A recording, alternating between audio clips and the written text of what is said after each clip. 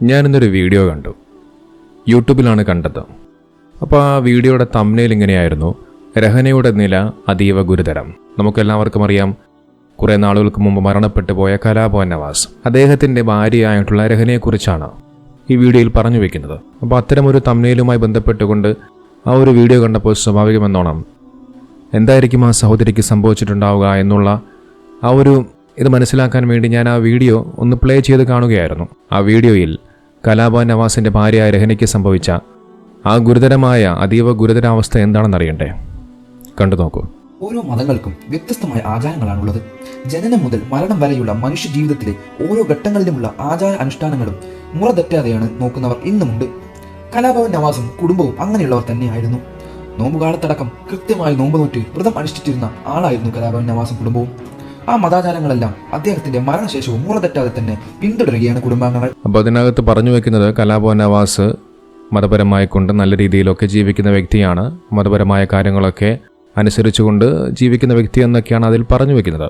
ഇനിയാണ് രഹനയ്ക്ക് സംഭവിച്ച ആ ഒരു അതീവ ഗുരുതരാവസ്ഥയെക്കുറിച്ച് ഈ വീഡിയോ ചെയ്യുന്നവൻ പറഞ്ഞു വെക്കുന്നത്. ഏതായാലും അതുകൂടി ഒന്ന് കേൾക്കാം. അങ്ങനെ ചെയ്യുന്ന ഒരു ചടങ്ങാണ് ഇപ്പോൾ മറിയിരിക്കൽ എന്ന പേരിൽ അറിയപ്പെടുന്നത്.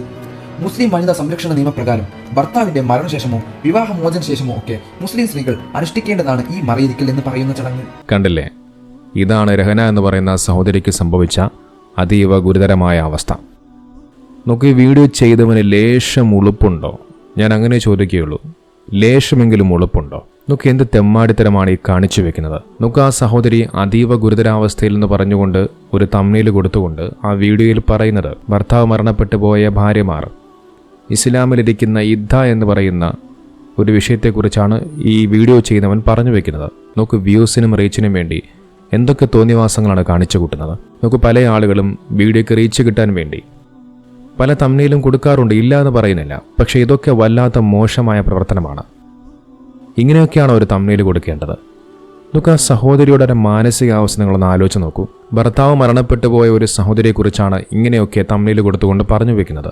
നമുക്കറിയാം, കലാഭവൻ നവാസിന് 3 മക്കളുണ്ട്. ആ 3 മക്കളും യതീമായി നിൽക്കുകയാണ്. അവരുടെ ഉപ്പ, അതായത് കലാഭവൻ നവാസ്, മരണപ്പെട്ടു പോയി.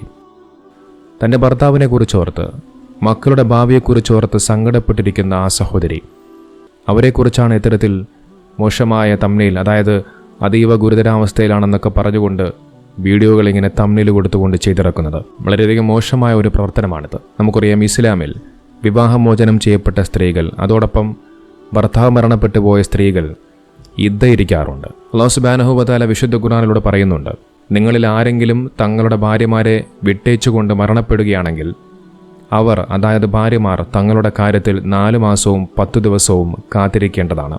മലയാളത്തിൽ ദീക്ഷ, അതായത് ഇദ്ദയെക്കുറിച്ചാണ് അല്ലാഹു സുബ്ഹാനഹു വ തആല ആയത്തിലൂടെ പറഞ്ഞു വെക്കുന്നത്. ഇസ്ലാമിൽ ഭർത്താവ് മരണപ്പെട്ടു പോയ ഒരു സ്ത്രീ, അവർ 4 മാസവും 10 ദിവസവുമാണ് ഇത്തരത്തിൽ ഇദ്ദ ഇരിക്കേണ്ടത്. ഇനി അവർ ഗർഭിണിയാണെന്നുണ്ടെങ്കിൽ പ്രസവിക്കുന്നത് വരെയാണ് അവരുടെ ഇദ്ദയുടെ കാലയളവ്. പലപ്പോഴും ഇത്തരത്തിലുള്ള ഇദ്ദയെക്കുറിച്ചൊക്കെ ഇസ്ലാമിക വിമർശകർ പലപ്പോഴും കളിയാക്കിക്കൊണ്ട് പരിഹസിച്ചുകൊണ്ടൊക്കെ സംസാരിക്കാറുണ്ട്. നമുക്കൊരു മുസ്ലിമായ മനുഷ്യനെ സംബന്ധിച്ചിടത്തോളം തന്നെ സൃഷ്ടിച്ചവനായ അള്ളാഹു എന്ത് കൽപ്പിച്ചുവോ അത് ചോദ്യം ചെയ്യാതെ അനുസരിക്കുക എന്നതാണ് അവൻ്റെ നിർബന്ധ ബാധ്യത എന്ന് പറയുന്നത്.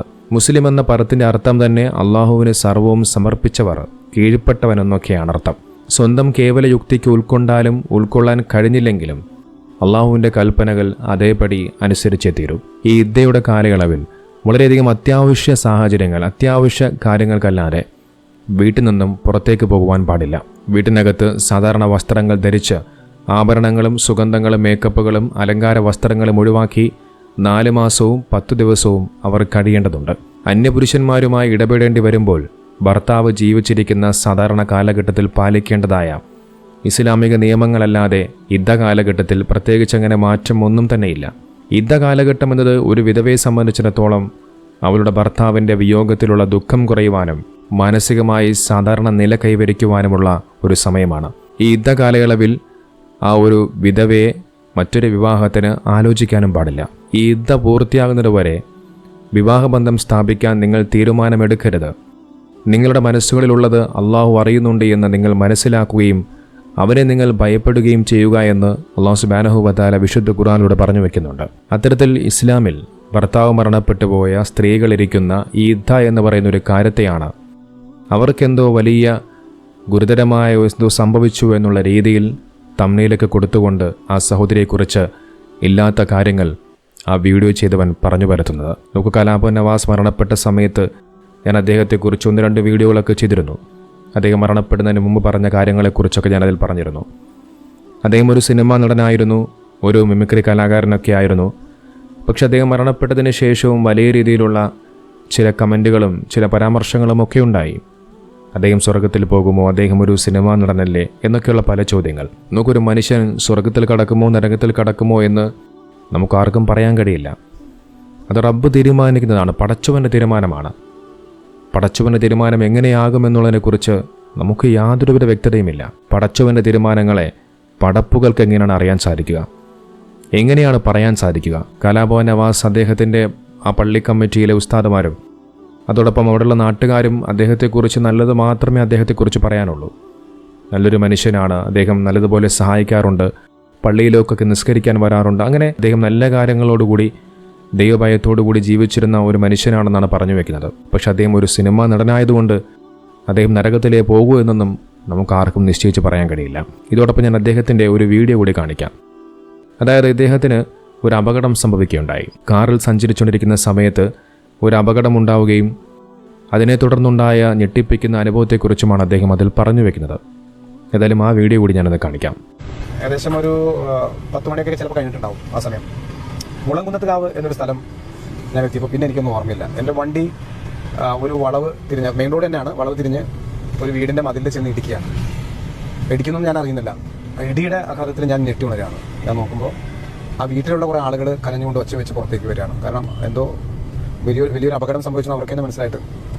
അങ്ങനെ വരുമ്പോൾ എല്ലാവരും വന്ന് പുറത്തേക്ക് വരുന്നു. ഞാൻ ഞെട്ടിത്തരിച്ചിരിക്കുകയാണ്. പിന്നെ ഞാനിങ്ങനെ നോക്കുമ്പോൾ വണ്ടി ജാമായിരിക്കുകയാണ്. പക്ഷേ എനിക്ക് എന്തൊക്കെ നമുക്ക് ചിലപ്പോൾ വലിയൊരു ഇടി സംഭവിച്ചു കഴിയുമ്പോൾ തരിപ്പ് അനുഭവപ്പെടും. അപ്പോൾ അതിൻ്റെ പേരിൽ നമുക്ക് ചിലപ്പോൾ പെയിനൊന്നും നമ്മൾ അറിയില്ല, പെട്ടെന്ന് മൊത്തം മരവിച്ചു പോകും ശരീരം. അപ്പോൾ അതിൻ്റെ ഭാഗമായിട്ട് ഞാനൊന്നും അറിയാനിട്ടാണോ എന്നുള്ളൊരു ടെൻഷനായിരിക്കും. പക്ഷെ ഞാൻ മെല്ലെ കാലൊക്കെ ഒന്ന് അനക്കി നോക്കി, എൻ്റെ കൈ ഒക്കെ ഒന്ന് അനക്കി നോക്കി, വേറെ പ്രശ്നങ്ങളൊന്നുമില്ല.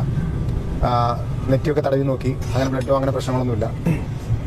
ഞാൻ മെല്ലെ ഡോറ് കൂളായിട്ട് തുറന്നു. അങ്ങനെ പുറത്തിറങ്ങി ഞാൻ നിൽക്കുകയാണ്.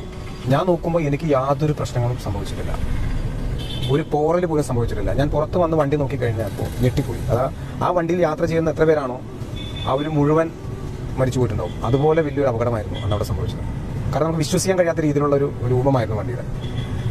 അങ്ങനെ ആ വീട്ടുകാരും ആളുകളൊക്കെ വന്ന് എന്നെ കെട്ടിപ്പിടിക്കുന്നു, എനിക്ക് വലിയ കുഴപ്പമുണ്ടോ എന്നൊക്കെ ചോദിക്കുന്നു. ഞാൻ പറഞ്ഞു എനിക്ക് വേറെ പ്രശ്നമൊന്നുമില്ല. അപ്പോൾ എന്തോ ഈശ്വരൻ്റെ വലിയൊരു അനുഗ്രഹം എനിക്കുണ്ടായ ഒരു സമയമാണ്. ഒപ്പം തന്നെ വലിയൊരു ഓർമ്മപ്പെടുത്തലായിരുന്നു എനിക്കത്. കണ്ടില്ല അദ്ദേഹം പറഞ്ഞത്, വലിയൊരു അപകടം സംഭവിക്കുകയാണ്.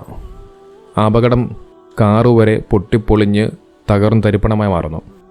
പക്ഷെ അദ്ദേഹത്തിന് ഒരു പോറൽ പോലും ഏറ്റിട്ടില്ല എന്ന് ആ മനുഷ്യൻ പറഞ്ഞു വെക്കുന്നു. ഇവിടെ നാം മനസ്സിലാക്കേണ്ട ഒരു കാര്യം, അത്തരത്തിലുള്ള വലിയൊരു അപകടമുണ്ടായിട്ടും അതിലൊരു പോറൽ വേൽക്കാത്തൊരു മനുഷ്യനാണ് ഹൃദയസ്തംഭനം മൂലം അറ്റാക്ക് വഴി അദ്ദേഹം മരണപ്പെട്ടു പോകുന്നത്. നോക്കി, ഇവിടെയാണ് മരണമെന്ന് പറയുന്നത്. പ്രതീക്ഷിക്കാതെ നനച്ചിരിക്കാതെയാണ് മരണം കടന്നു വരുന്നത്. അത് എപ്പോൾ എവിടെ വെച്ച് സംഭവിക്കുമെന്നുള്ളതിനെക്കുറിച്ച് പടച്ച റബ്ബിനല്ലാതെ ഈ ലോകത്ത് മറ്റാർക്കും അറിയില്ല. പെട്ടെന്നുള്ള മരണങ്ങളെ തൊട്ട് അല്ലാഹു സുബ്ഹാനഹു വ തആല നമ്മെ എല്ലാവരെയും കാത്തുരക്ഷിക്കുമാറാകട്ടെ.